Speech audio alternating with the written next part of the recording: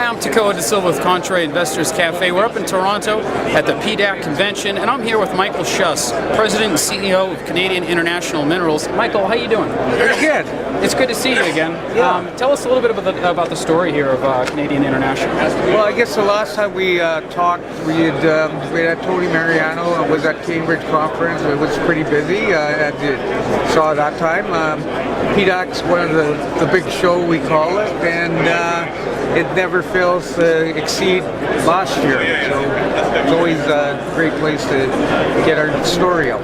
Yeah, the turnout here has been outstanding, and we did have a lot of fun there at that show, the Cambridge House in Vancouver, quite recently. It was a good time. Yeah, but let's talk about Canadian International right now. What's been going on over the past month or two here? Well, we completed our drill program last year. We drilled 9 drill holes, 1,938 meters. We hit significant rare earth mineralization in all holes, particularly hole 6. That's probably, I guess we'll call it our discovery hole, because we drilled on a geochem radiometric anomaly where there was no exposure and never seen any previous work. So the fact is that we hit on all 9 holes is, in this business, which in my 30 years, I know it's pretty good result. You know, the conversations that we had with Tony Mariano back at that Cambridge House show was one of the things he said was the location of the project is just so interesting and accessible. I'm wondering if you can comment on that also. Well, it is accessible, and I'm not going to talk about anybody else, but because lots of other projects, it is Canada. Accessibility is a big thing, whether you're going to be a mine or be able to develop it in a timely manner. So we are road accessible. We are going to increase our access by building access trails and roads on our property. That's going to open up about, I'd say 4 new zones, including our major anomaly right in the middle that's seen no exploration other than geochem and the airborne. So looking out, Michael, over the next 3 to 6 months, what's going to be happening? Well, we are going ahead putting in our access, which is going to be 5 to 7 kilometers. It will save us probably $500,000 to $600,000 in helicopter, which is money out the window. So we'll basically have the road for free for next year. We figure we're going to drill. Definitely, we'll try to drill 10,000 meters this year.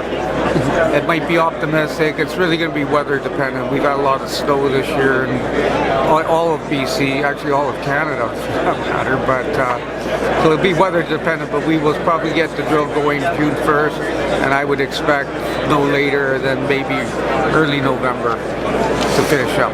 And if we can comment on the rare earths market, anyone who's got the information on the metals knows that prices have just gone ballistic in 2010 due to some movements by China restricting exports. Could you comment here on the specific metals? Well, I've spent a lot of time in China. Oh, I don't know how many times I've been there, but probably 15, 16 times or so. It started going in 1989. I know an awful lot about the Chinese mining industry and people involved with that. I have lots of friends of mine that we've known for 15 years working on it. My feeling is China is just running out. Personally, it's not so much they're cutting back; they're running out also, and also too is they're consuming a lot more. So the shortage is real. There is a conspiracy guys that say China's playing this game they're going to flood the market as soon as all these mines open up, but I don't think we have anything to worry about. Prices are going. I don't think the word unobtainium, I think, is very real with lots of the rare earths. Yeah. It's coming. Actually, with lots of minerals, for that matter. Yeah. Michael, as we move forward, what do you think is going to happen to the share prices of these companies that are pulling these metals out of the ground? Well, I can't give forward-looking statements on it, and it's really, I think, markets build in expectations. There might be high expectations of some, lower.